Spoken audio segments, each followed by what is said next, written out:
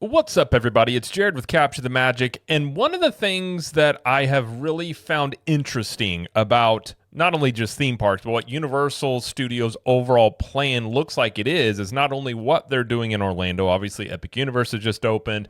They're getting ready to replace Rip Ride Rocket with another roller coaster going in there, but also what they're doing sort of in these regional areas, having these Horror Unleashed houses that they're building in Las Vegas and Chicago. They have the kids resort that they're building in Texas, and very likely to have more of those locations all over the U.S. And it's a unique strategy, not one that we've really seen from one of the big theme park players. And I've always felt this is going to end up being a really key strategy for Universal going forward. And I haven't found a lot of people talking about it too much necessarily, but I did find this video from a channel I really do enjoy, which is Attraction Ideas, discussing this very topic. And the video is Universal Studios Regional Gamble is Bigger Than You Think. So I figured this would be a good video to watch and react to. And I always enjoy his insights on a lot of these topics here. So I'm curious about what he has to say about it. And we're just going to watch through this, react to it, and give some thoughts. So that is what we're going to do here today. There's no question about it, folks. The Universal Parks division is in overdrive. Their parent company, Comcast, is throwing billions of dollars at it, is putting their foot to the floor, and is saying, do whatever it takes to grow this business. But here's the thing. Universal can see the end of the tunnel. They know they only have so many more options, only so many more ways that they can invest money into their existing resorts. So the next step is to think outside the box, to go outside of your destination theme park resorts. I don't know if it's a limited amount of money that they can spend in Orlando. I kind of look at, on some level that's true, but I kind of think it's more of also, if you're in the mode where Universal is of, you're trying to gain market share. Obviously, that's part of what they're doing as they go up against Disney more, is they're not going to overtake Disney in the next 5 years or maybe the next 10 years or whatever that time frame is, if they ever actually do end up overtaking Disney. But one thing that they need to do, that I think they feel like, is get the Universal name out there more, because Disney is very recognizable. Obviously, you say Disney, people automatically know what you're talking about. Disney World is synonymous with people going on vacation there. So Universal probably looks at this as you're battling this legacy, this generational thing that Disney World has. And one of the ways you would combat that is doing the things they're doing in Orlando, but it would also be doing other things that they do well, Halloween Horror Nights and some of the theme park aspects that they do, and spread this around to other areas for people that may not really look at Universal yet as a vacation destination, and more or less bringing their products out to them to expose them more to it. And in more of a, if you're looking at this instead of resources in Orlando, more of maybe you're trying to speed up the timeline of getting more of your brand recognition out there. So they could just center everything around Orlando and eventually maybe get to that point. But by doing these regional things that they're doing, it's much more likely to speed that process up. That's kind of how I view it. So I don't think he's wrong, but I think it's also them trying to speed up the process by being very aggressive. And to move to the regional and local level, bringing Universal experiences nationwide. And let me tell you, folks, though on the surface these regional experiences may seem insignificant, they may seem invaluable, the bottom line is Universal is gambling their entire future on these endeavors. So why does Universal feel the need to go all in on regional experiences? I mean, we know their destination parks are still doing really well, growing in attendance, building market share, certainly making a ton of money on the bottom line. But here's the thing. Universal is running out of ways to invest in their current resorts. They just opened a brand new theme park in Orlando, Epic Universe. They spent billions of dollars to acquire the land and to build the park itself, and they do have some more land left over that they can expand to and maybe even build a fourth theme park. But beyond that, they're pretty much landlocked. And if we look over to the West Coast, over to Universal Studios Hollywood, that park is completely landlocked. I mean, the only way to build anything new there is to replace something. He's not wrong, but I think when you look at least in Orlando, the existing Universal Studios parks, as much market share as they have made up the past decade, they took about 10% from Disney, if you look at it in the past decade. They still have so many areas of their existing parks that are essentially underutilized. I mean, Fear Factor stage comes to mind there. Toon Lagoon area comes to mind. You obviously have the Lost Continent that has been sitting there closed for a couple of years now. So while they are landlocked, they have more capability to grow in terms of these areas of the park that are underutilized that they could revamp, bring new things into them. But also with Epic Universe, it's opened up a lot of backstage areas that they moved over to the Epic Universe campus that has given them more ability to build out than what they had before. But I understand his overall point, what he's saying here, but I still think there are areas in which, at least in Orlando, that's the park I know well, that they can expand offerings, create new things there on top of, building a new theme park or whatever else they could do. At least in the current time frame. Universal certainly could, sit back and invest in their parks the way they have been for the last decade or so, where they get something new every year or so and kind of slowly but surely build out and improve these parks. But the bottom line is that is not quite exactly the accelerating growth that Comcast wants. Comcast wants this growth to be explosive. They want to really pop off the map. They want in 10 years for Universal to not just say, hey, we're a competitor of Disney, but to say we're neck and neck with them. And I mean, Universal has said as much. They said they want to be the first choice. And I think if you look at their actions, they're being very, very aggressive. So I agree with him that they want that explosive growth. But at the same time, I think they also recognize the opportunity that they have due to a lot of self-inflicted wounds that Disney has done to themselves. So they find themselves not only having taken, a decent amount of market share the past 10 years, but a really good opportunity to eat up potentially even more of that market share in the next 10 years. I mean, we did a video a couple of days ago talking about the forecast, looking what Epic Universe would do for Universal. And really, if you looked at off those forecasts, if those are fairly accurate in a 5-year period, they would have eaten up about 5% of market share from Disney just in that time period. So I think that's exactly what they're going for, is obviously doing what they do well, but trying to pounce on the opportunity that I feel like has been presented to them due to some of the things going on with Disney. Why does Comcast all of a sudden care so much about this? Well, the bottom line is that the theme park division is one of the most profitable divisions they have. It makes a ton of money and really helps support their other business divisions that maybe aren't making much money or may even be losing money. And when you talk about Comcast, their primary source of revenue, their primary source of income, it's not the movies, it's not TV shows, heck, it's not even the parks. It's cable. It's home television cable, which unfortunately for Comcast is an extremely fast dying business model. And their revenues and profits are dwindling rapidly year after year in that regard. So they need to come up fast while they still have the money to spend to figure out where are they going to replace that income from. And they seem to have very much so high faith in the parks division being able to do it, given how much it's grown over the years and just how profitable it is. He's not wrong, although I do think they make a pretty decent amount of income from their internet, obviously their internet service provider. I don't know the numbers off the top of my head, but I do know they have a pretty good amount of money coming in from that as well. But his point is very true. Disney has the same problem with ABC. It's depreciating assets of just basically linear television, cable, how it's has been dying for many years.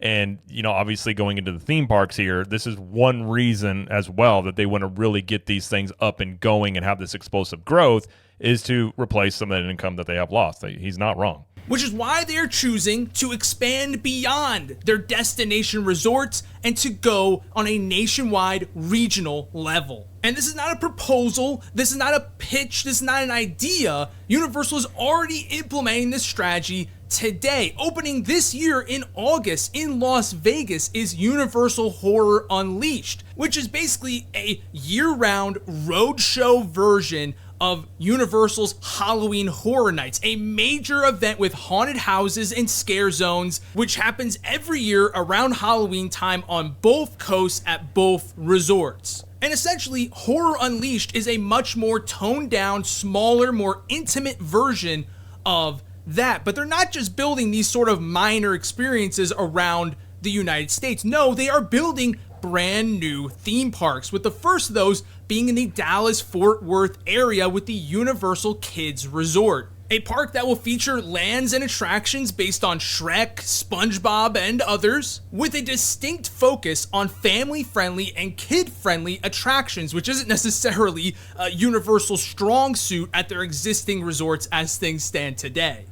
It's a very good point that I've made many times, is going after the younger kid demo, these young family demographic, is not something Universal has been known for, especially in their history.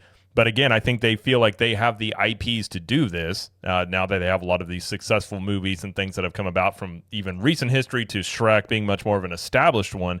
But it's something that if they can break into this market, regionally speaking, I do think this sets up them being able to bring this same concept into Orlando. I've talked about this many times. I think the cheapness of these parks, given they only cost, I think, about $500 million to build, compare that to the cost of, say, Epic Universe, which was around $7 billion.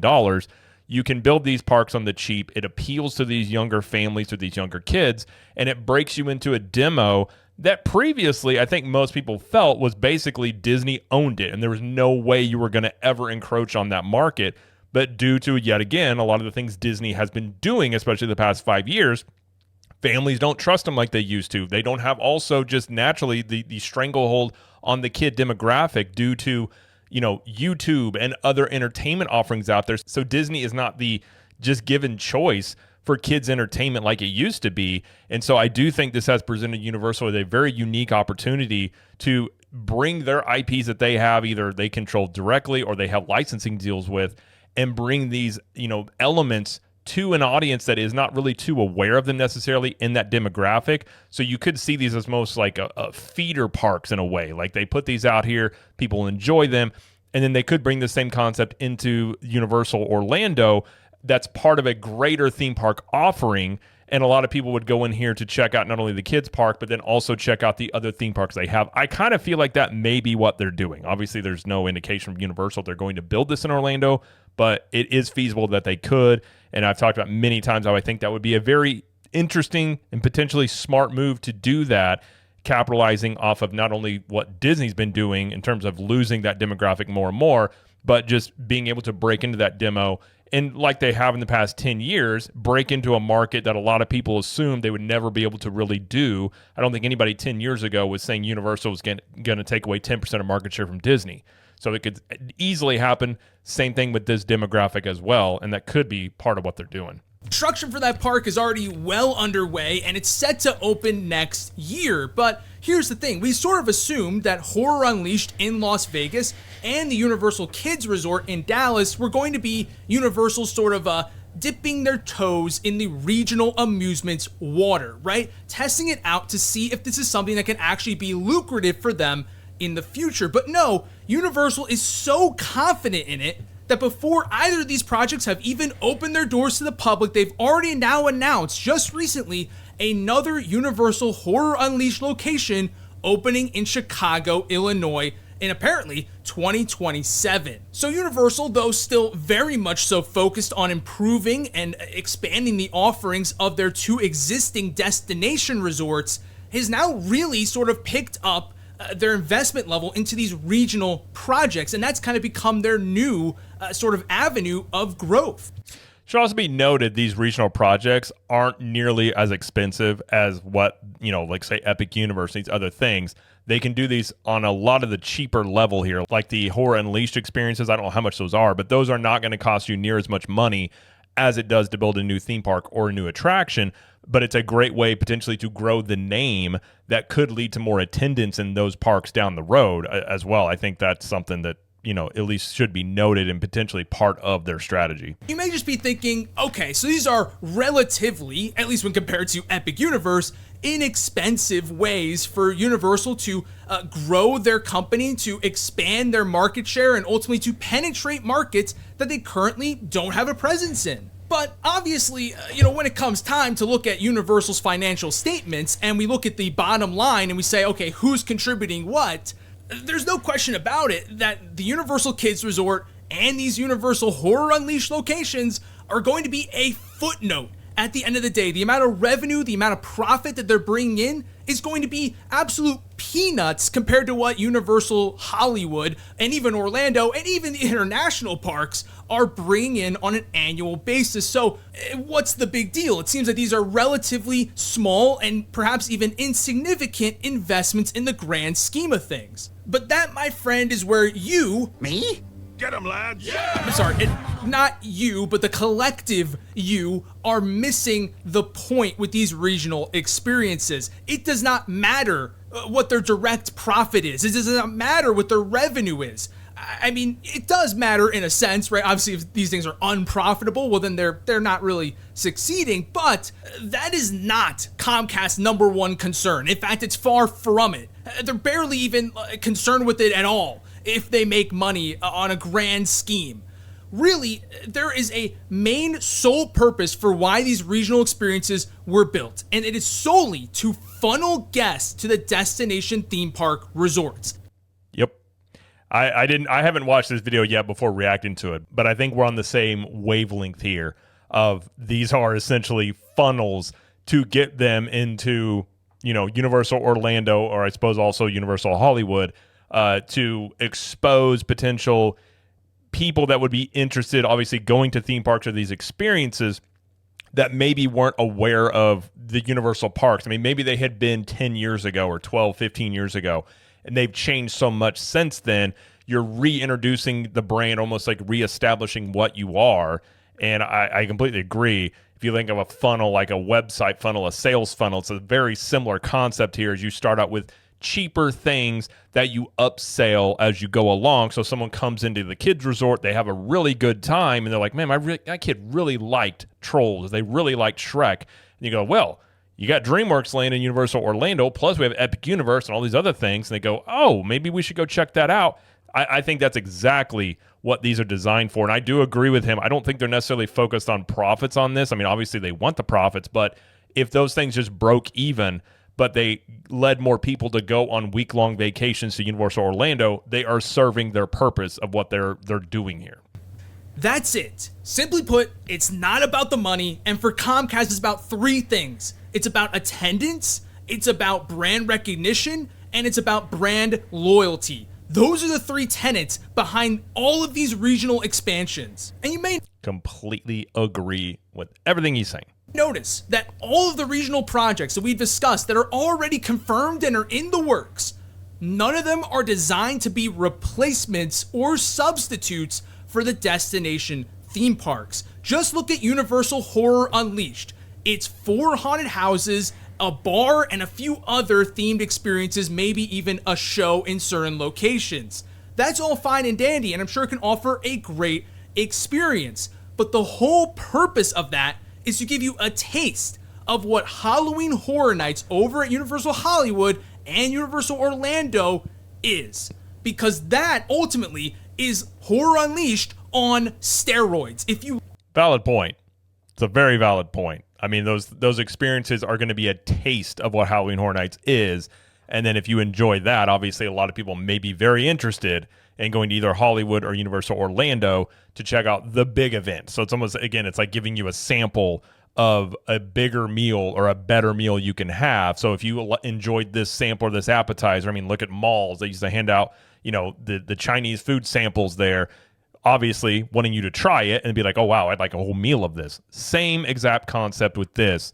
As I think of what they're doing. Liked Horror Unleashed? Well, you gotta check out Halloween Horror Nights. And when we think about this from a marketing perspective, I mean, what's deemed to be the most powerful form of marketing? It's word of mouth. It's when someone you trust tells you, hey, this product or service is awesome. It's worth the money. And of course, that's true for theme parks as well. But you wanna know one form of marketing that doesn't really get talked about because it often isn't really able to be executed, especially for theme parks, is not necessarily hearing about an experience through a trusted source, but actually being able to experience these things firsthand. And if you can go ahead and get a taste, get a firsthand experience of just how good, just how thrilling, just how scary Halloween Horror Nights can be, and to see that on a small scale and be like, man, I'm walking out the door and I see, oh wait, they have a whole experience, a whole theme park that basically gets turned over into this, but on a much higher scale with a much larger budget? Heck yeah, I'm going to go there this Halloween season. You better believe it. I do wonder when these things open, as they're not even open yet, if they're going to offer some sort of, Disney's been known for these bounce back offers that they would do. So when you're on your vacation, if you book your next vacation, while you're there, you get a certain discount, or they basically just trying to entice you to come back yet again. I do wonder if Universal, when you go to one of these things, if they have something they give you, maybe it's a discount to book a Universal vacation in Orlando or Hollywood or something along those lines. And I think if it was me, I would do that, because I think obviously if you go to these Horror Unleashed houses and you just see how well done they are, and I think this is also Universal willing to showcase how well the production value is of Halloween Horror Nights. If you've ever been, those houses are almost like movie sets. Like they have full-fledged stories. They work on these things 18 months ahead of time before you are seeing them in person at Halloween Horror Nights. So you impress people with what they're able to see there. And essentially, like he said, you're just like, oh, if you like that, go check it out over here. And here's a discount to go do that, or some special thing you can do. I do wonder if they do that, because I think that'd be very smart to do. And all of a sudden, you've turned a one-time Horror Unleashed guest who maybe paid, I don't know, $25 to $50 to be there, to now all of a sudden into potentially a lifetime Halloween Horror Nights fan, and maybe even a lifetime Universal Parks fan. That is the power of these regional experiences. It is not to sell, it is to convert. And the same can be said for Universal Kids Resort. I know you might be saying, well, that's very much so a substitute. Heck, it is a theme park. So of course, it's a replacement for Universal Orlando and Universal Hollywood. If you live in the Dallas, Texas area or anywhere near there, well, that's going to be the place you funnel to instead of going to these destination resorts. Not necessarily, folks, because as I mentioned, hey, it's in the name. It's a kids resort. The target demographic for this theme park is entirely different than it is for the destination theme parks. This theme park, its sole target audience is families with young kids. That's it. And that's a target demographic that not only is not a market that Universal really appeals to at either of their destination resorts, but is one that they've failed to appeal to in the past, because they simply just can't get their head around building super family-friendly attractions that don't have height limits. But here's the thing, in not appealing to those young kids, they are missing out on the most formative years of a child's life. This is when they build up those core memories that they come back to for decades and years later, that ultimately influence their decisions as an adult. And you think it's a good point. I hadn't really thought about that in the long term, but I mean, that's what Disney's done for a long time, is you get them when they're young and then they grow up with it, and then the Disney name is synonymous with them. I mean, my wife's a great example. She grew up going to Disney with her entire family, and then when she got older, she kept going and, wanted to take her family. And so I think that's a very valid point. But I do think Universal has been doing more things recently to appeal to these younger kids. You look at DreamWorks Land being redone, or that used to be the Kids Zone, now the DreamWorks Land. You look at the Minion Land that they have in the studio side. While the Villain Con ride is not the greatest ride in the world, but they're doing a lot more things to appeal to this demographic than they have historically. So I think it maybe is also them indicating that they are going to be more focused on this group, because I think, again, they have the IPs now that do appeal to these younger kids. And as they have more successes with Illumination Studios and some of the other movies they have, because they actually have been beating Disney, at least look at the past 5-6 years on the animated movie side of things, they have been outperforming Disney. So I think, if you couple Nintendo in with that, with the Mario movie, they have a lot of momentum in that range. And yet again, I think this leads to potentially bringing this concept into Orlando for that very reason. But his point there is not a bad one at all, that you would get these kids used to this brand so that they want to go back when they're older. About all the kids that go to Disney every year and build core foundational memories at Disney that make them grow up and not only have an admiration for Disney, but want to return and bring their kids as well. When you talk about creating the generational fan, Universal is missing the first part of the pipeline. Most of the time when they're building that long lifetime fan, they're not acquiring that fan until much later in life. By creating a theme park that is solely targeted at those young kids, that gives Universal an in with those kids to build that nostalgia, to build that relationship from a young age. And since this is a smaller theme park that's not going to pull many guests from around the country, but instead would pull guests that are within driving distance of Dallas, Texas, it makes it a perfect way to build up that familiarity and connection and loyalty to not only Universal's characters, but to their type of theme park experience. Meaning that when those kids ultimately grow out of those kid-friendly experiences over at the kids resort and are looking for something more thrilling, more intense, more narrative-driven, they're going to turn their attention to Universal Orlando and Universal Hollywood. That's when they're going to tell their parents they want to go on vacation. Well, and considering Universal has a lot of appeal with teenagers, once you get out of that kiddie phase, and even our daughter, I mean, she's under 10 years old, but even lately, she's enjoyed Universal a lot more. She's getting into roller coasters and things like that. And so if you're able to get these kids when they're real young, it makes that transition that sometimes is already natural to do, to go to Universal or want to go to Universal. But if you already had these experiences as a kid in the Universal parks that were designed for the kids of that age, it makes it a much easier transition into doing that. And also the parents as well. As the kids get older, hey, where do we want to go on vacation? And they go, oh, I remember going to the kids resort. That was a lot of fun. Let's go to Universal Orlando or Universal Hollywood. It can be easier also because the kids can somewhat dictate or have opinions about where they want to go. And if they're not clamoring to want to go to Disney, they may say, hey, I want to go to Universal. And that could be part of the strategy as well. So even though Universal can't build that foundation really at their current existing resorts, this new theme park certainly gives them an in to do just that. And make no mistake about it, folks, these are not one-off projects. They are not experiments. This is a trend. This is a strategy. And the fact that Horror Unleashed is coming to Chicago well before the first ones even opened in Las Vegas just proves that Universal is gung-ho about this strategy, and it's not even going to stop at Chicago. No, sir. It's going on to the bright lights of New York City. It'll be going to Seattle. It'll be going to Phoenix, Denver, and so on to several other major markets throughout the country, whether it be kids resorts, Horror Unleashed, or some other project or experience that they want to try and implement. As these are markets with either A, huge metropolitan populations, B, big tourist markets, or are just underserved in the amusement game, period, making them perfect targets for Universal to put in some type of experience. It shouldn't be understated either, by putting these into high tourist areas, you're already having an audience of people that are going on vacation. So these people have the income, they can afford to go to Vegas or wherever they put these, Chicago, these big tourist destinations.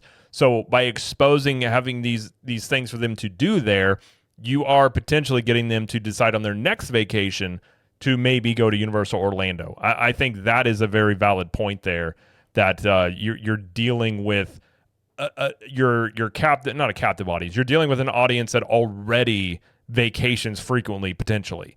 And instead of trying to convince people to go on a vacation they don't typically go, instead you're just showcasing your brand and your product essentially to a group of people that are very likely to go on a vacation yet again. I mean, in marketing, this is called, you have prospective buyers they already spend money on a product. So if somebody's already spending $100 a month on clothing, it's not going to take a whole lot to convince that person to maybe spend some of that $100 on you, on your clothing brand, versus trying to convince somebody that doesn't spend any money on clothing to buy your clothing brand. While not impossible, is a lot more difficult. So I think this is part of that strategy of just that concept right there that they're going to play out on a major scale here with these different offerings across the country.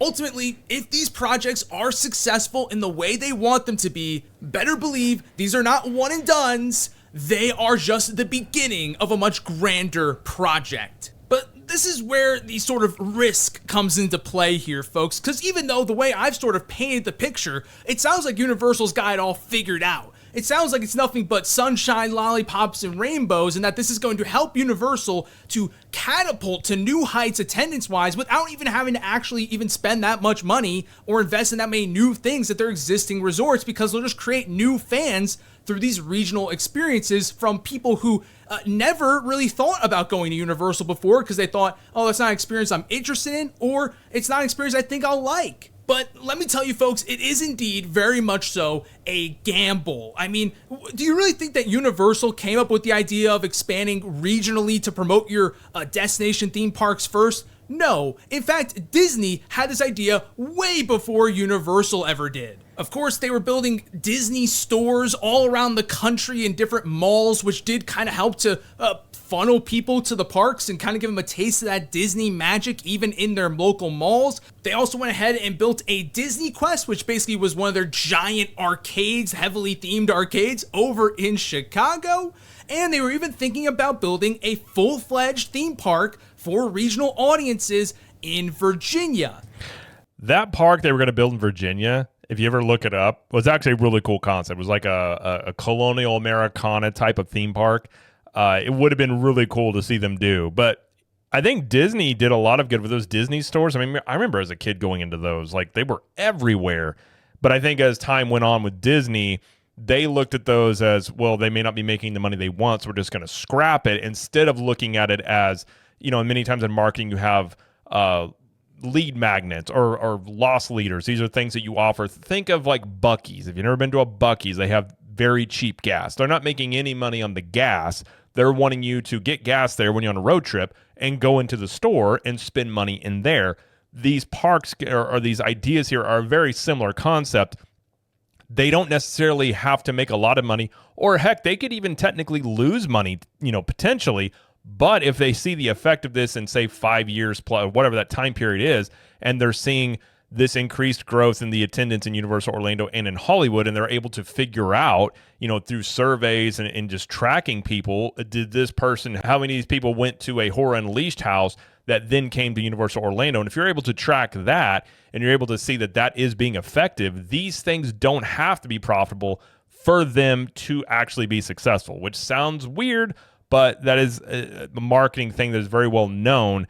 And I think that's exactly what Universal is going for, and something I think Disney, as they've gotten much more into a spreadsheet management way of like, well, this doesn't make money, get rid of it. That doesn't make money, get rid of it, because I feel like they don't need it. Whereas Universal's trying to eat up market share, so they're doing things like this to try and make up that difference. But here's the thing. What happened to all those experiences? The Disney stores have closed in droves. I'm not even sure how many physical Disney store locations are even left at this point. Disney Quest only lasted a handful of months, realistically, after it first opened in Chicago, right? I mean, the price was horrible, and it did not resemble the types of experiences that they expected to get from Disney. It ultimately did not feel like a Disney-level experience, thus people didn't feel the need to even go there and give it a shot. And due to sort of the lackluster performance of these regional experiences, Disney would ultimately pull back on that theme park in Virginia, that being Disney's America, because not only of the... Man, that park would have been so cool. I'm going to do a video on it one of these days, because this park had a lot of potential, and I think it would have been a very unique park. That, again, they were going to do in Virginia. Fears of it not being successful in the same way that these previous projects have been unsuccessful, but also for other fears that it would potentially unintentionally become a replacement for Walt Disney World and Disneyland. And this ultimately is the tightrope that Universal has to walk very carefully, because there is very much so a risk that if you create these experiences to be too good, that people may actually see them as a substitute. They may say, hey, you know what? The haunted houses I'm getting at Universal Horror Unleashed are good enough for me to pay way less and not have to pay to travel anywhere, to just keep doing that all the time. And I'm okay experiencing the same houses every now and then. And then, you know, maybe every couple years we get a new house, and that's cool and fun and exciting. But I don't feel the need to go to Horror Nights. I don't need to pay all that money to travel out there and pay for a higher price ticket and to wait in all those lines. No, thank you. I'll gladly stick with Horror Unleashed. Or maybe they're saying, hey, you know, I know my kids are kind of growing out of the kids resort, but the experiences here are so great. We have such a great time. The atmosphere is so good, and the attractions are kind of more family friendly than they are kid friendly. So we could just keep doing this park for a much cheaper price tag and without having to pay to travel abroad. So, hey, all good by me to keep staying and going to this park instead of the destination theme parks. That is one thing these regional experiences also do is, if you look at, say, overall, let's say your economic spending is not, very high, consumer spending is low, and people are wanting, they still want to do stuff, but they may not have the money to go on a week-long vacation to, say, Universal Orlando. it does open you up to having these regional things that not only help promote your big brand, but they also are a way in which people can still go do things that you're making money off of that they may not be able to afford the bigger trip. And regional theme parks have become much more popular over the past 5 to 10 years.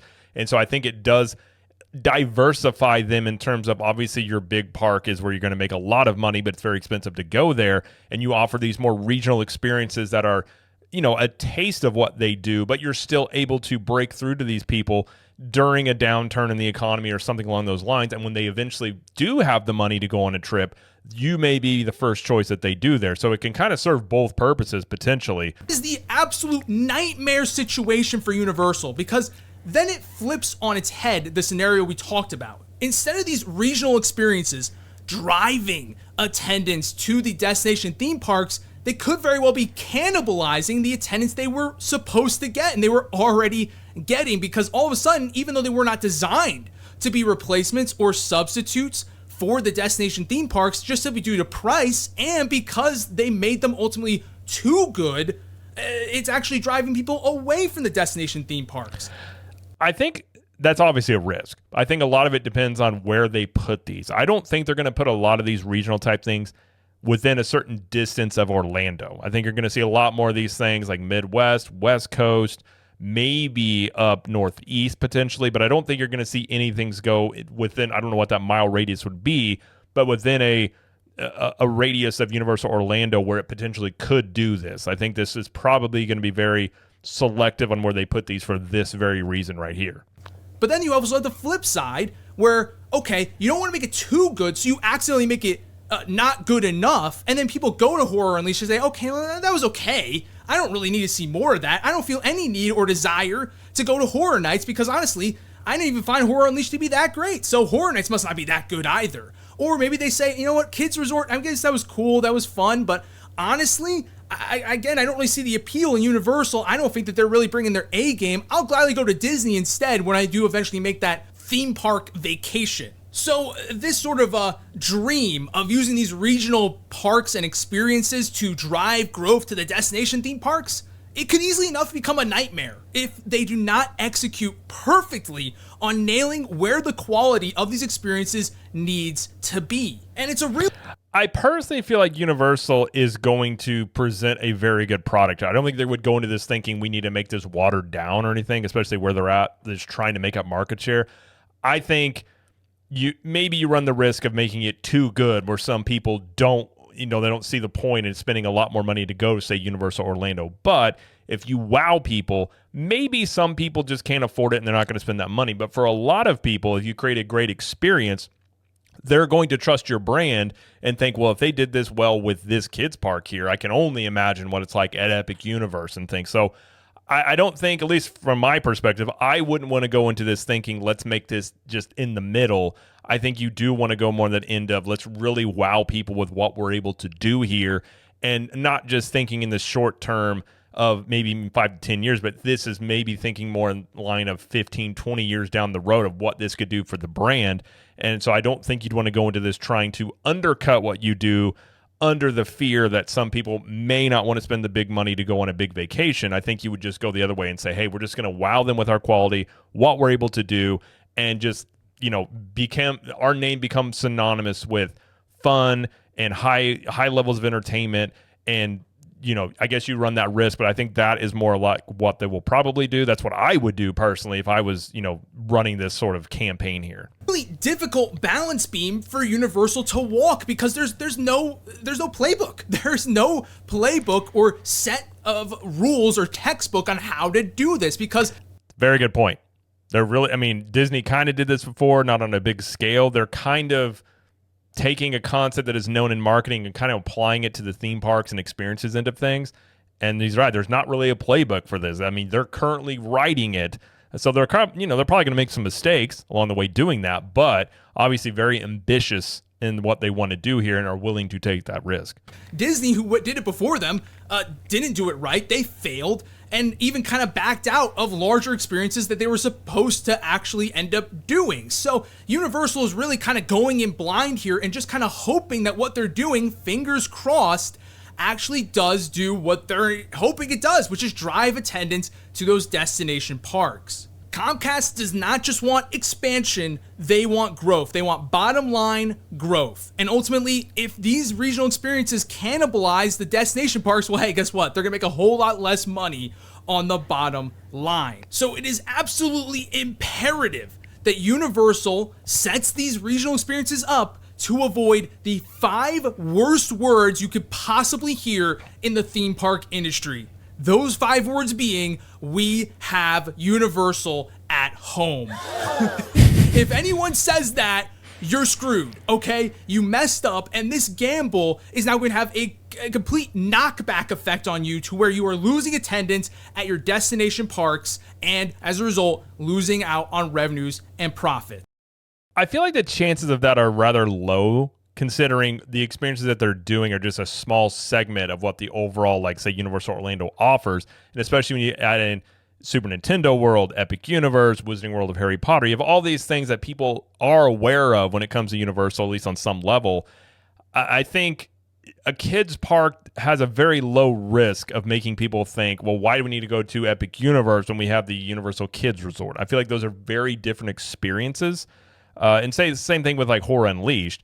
You're getting a taste of Halloween Horror Nights, but if you've ever seen any footage of Halloween Horror Nights, I mean, if you enjoy the Horror Unleashed experiences, I mean, you would absolutely love Halloween Horror Nights. So I think the chances, while they are there, and obviously it's somewhat of a concern, I think those chances are rather low in the type of offerings that we're seeing them do currently in these regional models. So, do I think Universal's plan will work here with their regional amusements? I mean, it's hard to say. It's hard to say until any of these actually open their doors. Once we see the quality of these, once we see the guest reaction to these, that will answer our question. But for right now, what we do know is Universal is taking a big risk. They're gambling a lot, both monetarily and attendance-wise. And ultimately, if these things do blow up in their face, it could have ramifications for years to come. Forget about catching Disney. It may push them further back behind Disney and may make Comcast look back at the billions of dollars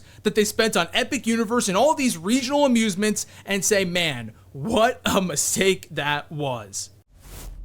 So first off, go check out Attraction Ideas. Always has some really inventive and creative videos, and I really like his ideas a lot of times. And a lot of the things he was saying, I agree with. I mean, I think this regional approach here is very unique, and it does carry certain risks with it, but at the same time, this is what you do when you are trying to make up market share. You're the smaller player, especially compared to Disney. Disney's not doing these things because I don't feel like they need to do these things. Universal is being very aggressive, and so they're willing to take risks. And part of, I mean, you're not going to win if you don't take a risk. And so while they could just stay in Orlando and continue to grow as they've done the past decade, I think they would continue to eat into market share with things like Epic Universe and what they're continuing to do with their experiences in their theme parks.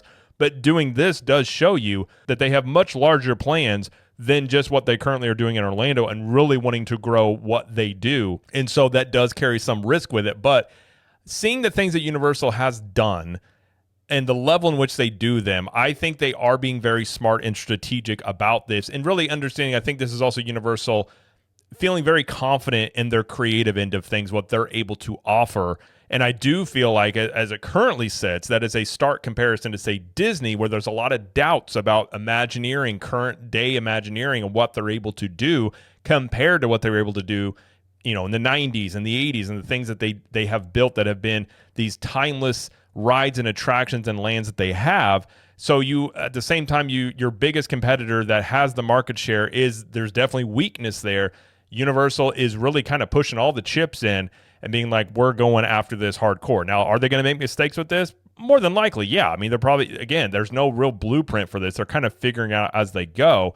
But I do think potentially it could pay off for them. And I think this is, again, the risk reward where it's like, okay, if this fails, where does this put us? And they're not investing insane amounts of money into these things. I think that's one thing to note. I mean, obviously, $500 million for a kids park is not nothing, but it's also not Epic Universe levels.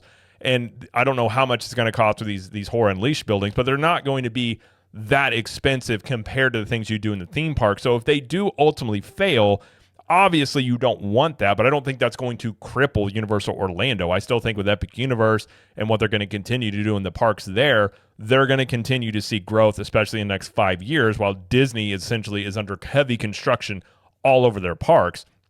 So I think while it does carry that risk, I think even if it fails, they can weather that storm. So I suppose that would be your risk reward is like, okay, if we fail, this is what it looks like. But if we succeed, what does that look like? And instead of just looking on the negatives, like the positives of this are they could really, supercharge their parks in terms, taking a line from Disney, of really growing the attendance and the overall brand recognition of Universal. That is where they stand to gain from this. So I think this whole regional concept that they're doing, a lot of people, people are aware of it. I don't hear a lot of people really talking about how just ambitious this is and how really unique this is. And I do think this is going to turn out potentially to be one of these things that people look back on and say 5 to 10 years and they go, man, they took a risk on that, but look how that paid off. And then you could very well see if this is successful, have no doubt in my mind, given how Disney operates nowadays, being very reactive, you would then see Disney potentially doing something similar to this in regional areas due to the fact that it's worked for Universal, and then they would feel pressure that Universal is continuing to eat into their market share and they have to do something else about this. So you could see this have ripple effects all throughout the theme park industry on some level. Obviously, I don't think your regional parks are going to get much in on this as they're not looking, they don't have the growth capability or the money behind them like you do Disney and Universal. But I think this strategy, I'm very interested to see how this plays out. Obviously, none of these are even open yet. And there are some questions, like during the off-peak times for Halloween, during January, February, March, is there much of a demand for a Horror Unleashed type of event? I'm not saying there's not. I just don't know where that currently stands. But I think the Kids Resort is a very interesting thing they're doing there because, yet again, I do think they could potentially bring that type of park into Universal Orlando. And then you would have a direct feeder system where you have families that go enjoy these parks. They say they build one in Texas. They do one. There's rumors on the West Coast. They enjoy that. And then you say, hey, we have this park, something very similar to this, in Universal Orlando, as well as Epic Universe and these other experiences where you can get families as the kids age, or say there's younger kids and older kids in the family, that they then go to Universal Orlando because they have something for everybody. So I think this is very well could be a little indication of some of their strategy in Orlando. But eventually, time will tell whether or not this is successful. But I applaud the effort and the aggressiveness. I think aggressiveness is one of the best ways you can go in business. I feel like they're being very smart about it, very strategic about it, and we'll have to wait and see how it plays out. But I do like this strategy, and I'm very curious how this plays out. So again, go subscribe over to Attraction Ideas. It's a very solid channel. I'll put a link in the description. Go check that out if you want to see this video on its own. But either way, we'll have to see how this plays out with these regional experiences Universal is doing. And I personally think it's one that could pay off big for them, but obviously does carry some risks as well, like we talked about in the video here. But either way, that's going to be it, though, for this video. If you like this video, please like it and subscribe to the channel, as we do lots of coverage here of Universal Studios, Epic Universe, Disney World, and pop culture. And let us know in the comments, what do you think about Universal's regional strategy here, and do you think it will pay off for them? And until next time, we will see you in the parks.